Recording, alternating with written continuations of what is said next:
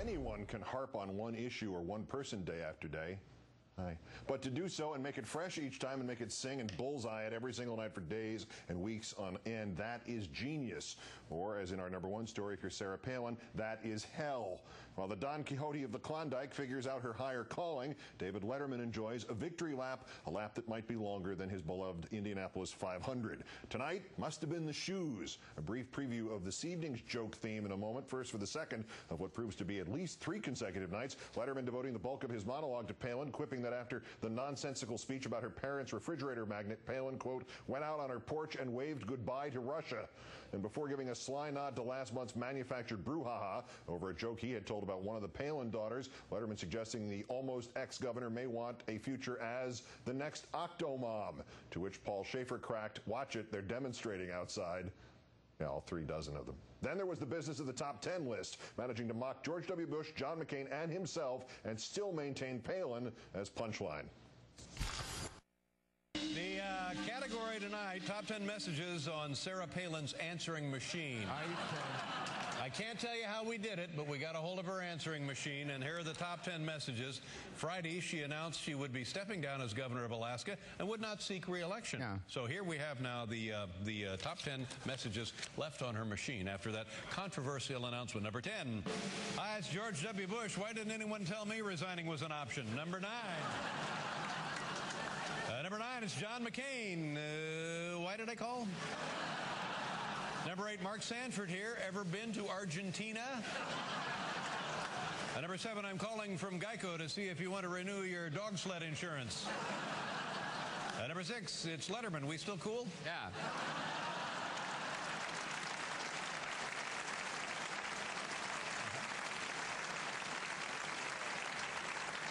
Number 5, McCainiac. Still no idea why I called. Number 4. Hi, it's the dry cleaner having trouble getting caribou blood out of your Prada jacket.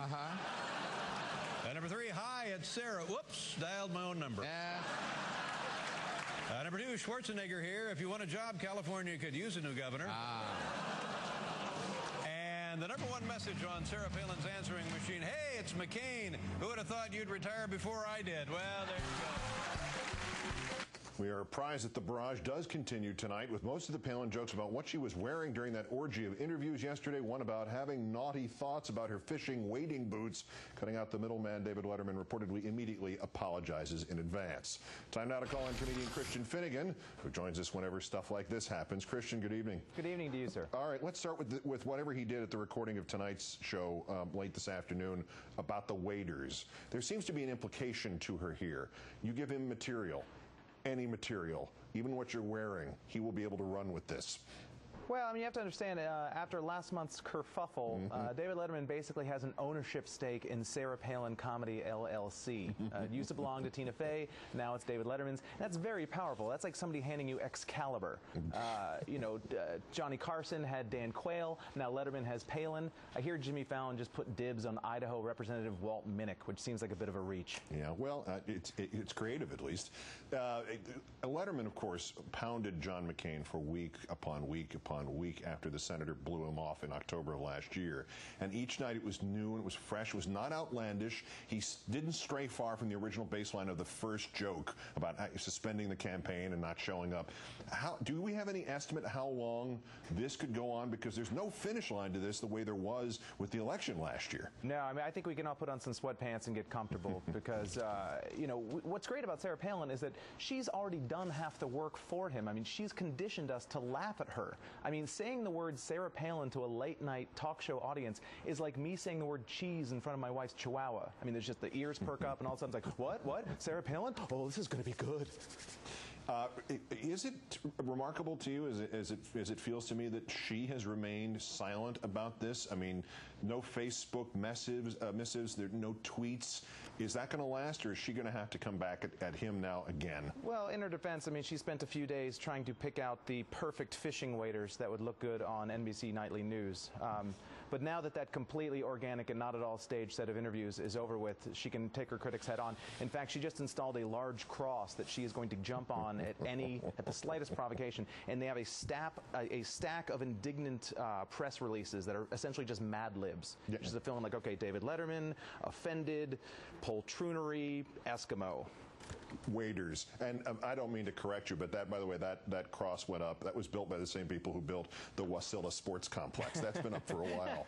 Now, the tweet, I got to get to the tweeting thing. Yeah. She tweeted philosophical musings. Act in accordance to your conscience, risk by pursuing larger vision in opposition to popular, powerful pressure, and then an ampersand. That was one of them from today. Is this it? Is this the higher calling? Is this why is she just gone full-time into tweeting? Is she the one who figured out how to make a profit off of this stuff? I actually was going to ask if she stole that from a Snapple cap, but then I realized that even Snapple employs copywriters. What does it even mean? I mean, you can't even blame that on the Twitter format, because I counted, and she had a solid 25 characters left to play with, unless she was doing us all a favor. Maybe she was leaving room for when I add a hashtag that says things stupid people say when they're trying to sound deep. Yeah, it may have come off the series of the Starbucks cups, and that's what was left off. That's possibly, yeah. You know, Starbucks, read it on a Starbucks cup down there in liberal New York. Comedian Christian Finnegan, thanks for helping us analyze both the comedy and contributing to it. I do what I can. That's Countdown for this.